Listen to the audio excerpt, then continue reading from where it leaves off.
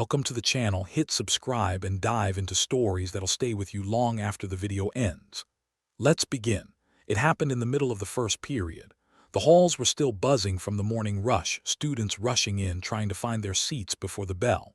And there in the back of room 305, amidst the ordinary humdrum of a typical Monday, something went terribly wrong. It wasn't loud. It wasn't dramatic at first. But then it happened. A single, sharp sound like glass shattering on the floor. Suddenly everything froze. Mrs. Patterson, the science teacher, stood at the front of the classroom, her arm raised in mid-lecture, her mouth still moving but no words coming out. The class stared at her, confused and then shuffling. Something was wrong. There by the back door a figure emerged. A boy. It wasn't unusual for students to be late, but this one, he was different. A little quieter, a little less polished than the rest of the kids in school. His name was Illy, and he wasn't one of the typical students, the janitor's son.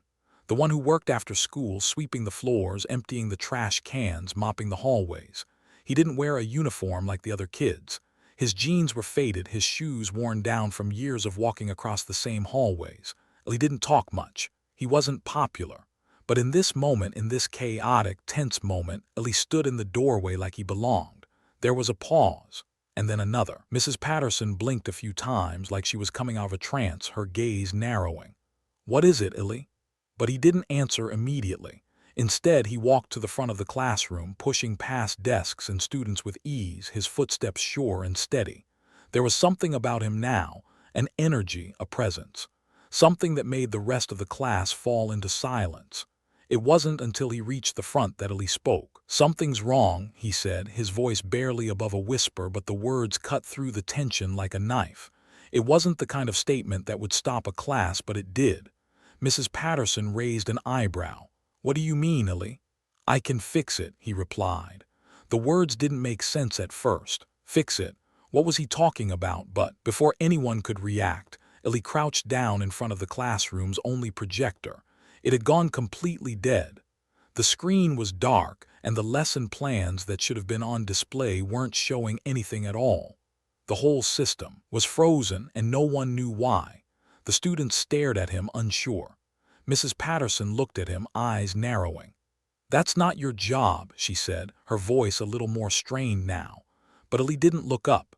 Instead, his fingers moved quickly, like he'd done this before, his hands finding their way around the projector's buttons, its wires, its connections, like they were familiar to him. The silence in the room thickened, the rest of the students too stunned to even breathe. And then slowly something happened. The projector flickered. Then just as quickly it flashed back to life. The lesson plans appeared as if nothing had ever gone wrong. The whole class sat still, staring at him in disbelief. It wasn't supposed to work like that. It wasn't supposed to be him fixing it. Mrs. Patterson opened her mouth to speak, but no words came out. She stared at Illy, her thoughts clearly racing, and the whole room was left hanging in that moment of stunned silence. What just happened? How did Illy, the janitor's son, know how to fix a problem the teachers couldn't?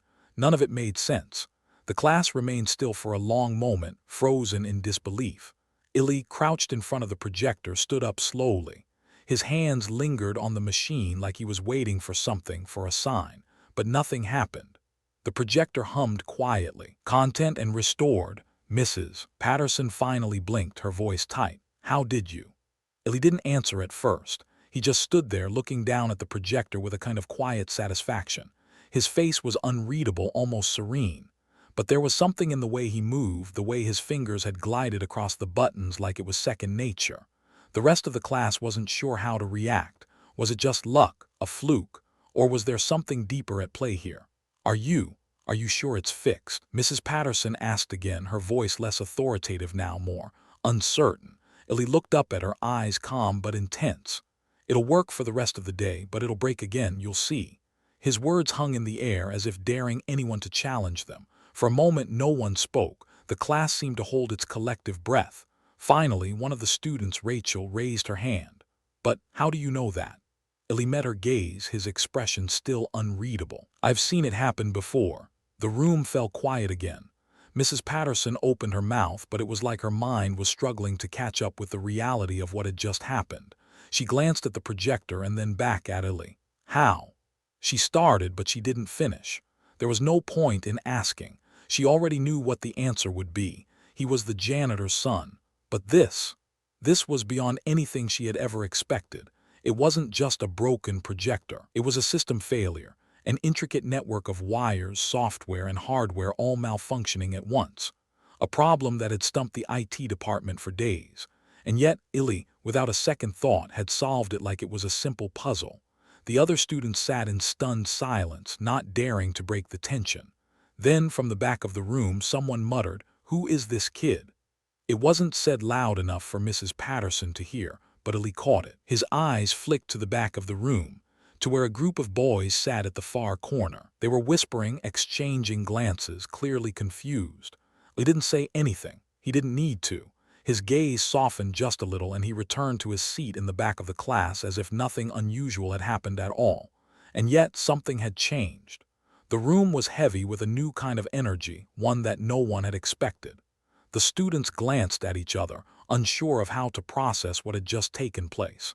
Illy's quiet confidence, his calm certainty in the face of something so technical, how had he done it?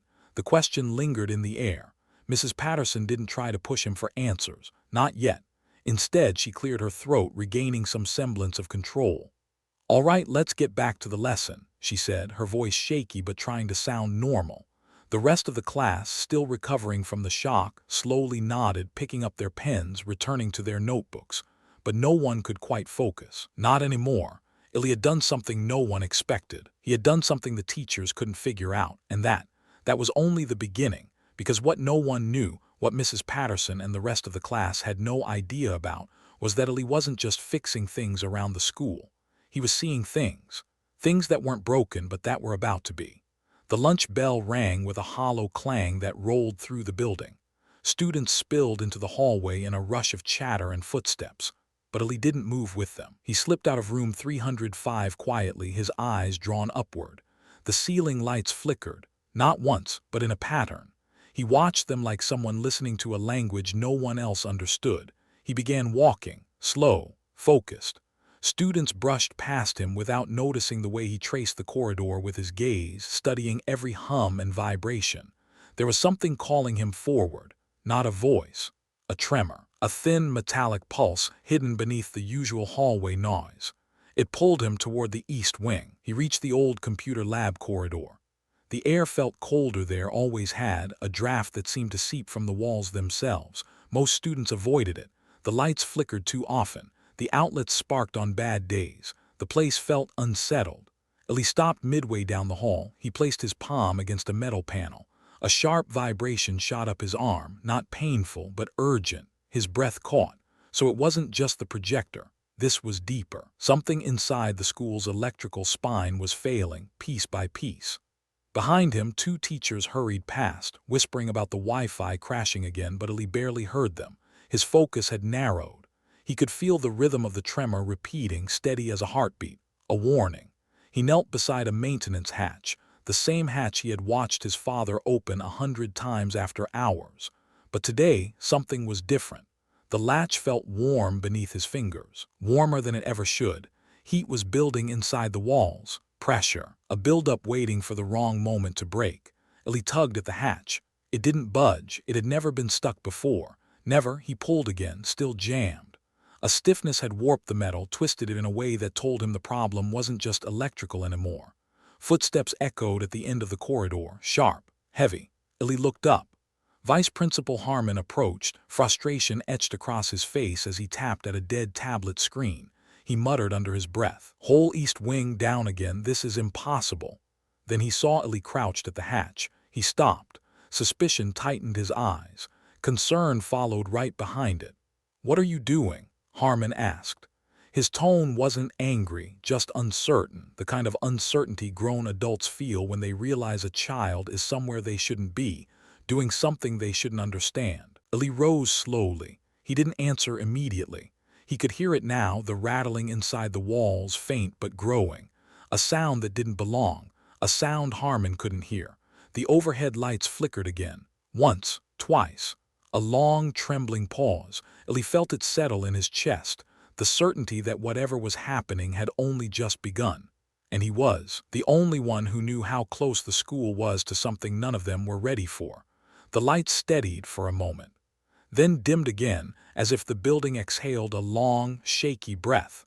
Vice Principal Harmon glanced at the ceiling, uneasy. "That's not normal," he muttered. He didn't move. He stood perfectly still, listening, really listening to the soft, rhythmic rattling buried somewhere inside the walls. A sound no one else seemed tuned to. Harmon tried again. "Is your father around? I should call him. He needs to—" "No," Ellie said quietly. "He's not here today." The answer hung between them. Harmon nodded slowly. "All right, then step back. I'll get maintenance." But as he reached for his radio, the hallway lights behind him flickered in a cascading wave, one after another, like a ripple moving through the school's nervous system. Ellie felt the hairs on his arms rise. This wasn't random. Something was spreading. He stepped forward past Harmon, his eyes locked on the warped maintenance hatch. A thin thread of warmth pulsed beneath it, growing stronger with every passing second. "Illy," Harmon warned, "don't touch that." But Illy already knew what would happen if they didn't open it. The pressure building inside wasn't stable, and the school was old, older than the wiring allowed. If a conduit burst or a transformer overheated behind the wall, the chain reaction could sweep through the entire east wing. He kneeled again. "Illy, stop." He grabbed the latch. It groaned under his hand, resisting, metal grinding against metal. Harmon stepped back. "Kid, don't force it." But Ali wasn't forcing it. He was listening to it, feeling the exact moment the internal tension shifted, softened, opened. The hatch snapped free. A rush of hot air spilled out, brushing past Ali's face like the breath of something waking up. Inside the wall, wires throbbed faintly with heat. A circuit board glowed a dull, dangerous orange. And deeper still, a conduit pulsed irregularly like a heart with an arrhythmic beat. Harmon stared, wide-eyed. "Why is it overheating like that? We shut this whole corridor down last month." Illy didn't answer. His gaze swept the interior, scanning quickly, knowing exactly what he was searching for. Loose ground, faulty breaker, frayed insulation, or something new, something worse. He leaned closer, there at the bottom corner. A hairline crack in the main conduit, barely visible but spreading. He felt his chest tighten. Harmon followed his eyes and paled. "Oh no, that's bad. That's Illy. Get away from there." Illy didn't move. He reached forward, fingertips brushing the outer casing. The metal vibrated in an uneven rhythm, sending a shiver up his arm. It was failing. Fast. "Harmon," Illy said softly, "you have to clear this hallway." "What? Why?" "Because this isn't going to stay contained." Harmon stared at him, the weight of those words sinking in. For a moment he looked ready to argue, but the conduit suddenly sparked. A razor-sharp blue flash snapped through the hatch, lighting the corridor with a cold, electric glare. Harmon flinched. Illy didn't. He whispered almost to himself, "It's starting." The spark faded, but the silence that followed was heavier than the noise had been. Harmon staggered back, gripping the wall for balance.